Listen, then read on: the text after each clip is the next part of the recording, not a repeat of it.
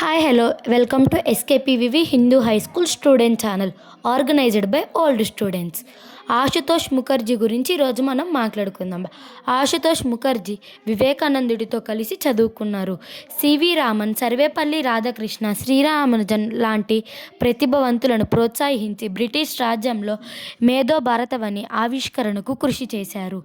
సుభాష్ చంద్రబోస్ను తెల్లవారి దాడి నుంచి కాపాడారు. ఆత్మగౌరవాన్ని తాకట్టు పెట్టకుండానే ఆంగ్లేయుల గౌరవాన్ని అందుకున్న అరుదైన మేధావి ఆశుతోష్ ముఖర్జీ. విద్యావంతుల కుటుంబంలో 1864 జూన్ 29న కలకత్తాలో జన్మించిన ఆశుతోష్ ముఖర్జీ చిన్నప్పటి నుంచి చదువులో చురుకు. 24వ ఏటే కలకత్తాలో విశ్వవిద్యాలయ ఫెలోషిప్తో ప్రభుత్వం ఉద్యోగం వచ్చిన ఆయన న్యాయశాస్త్రం చెయ్యాలని నిర్ణయించుకున్నారు.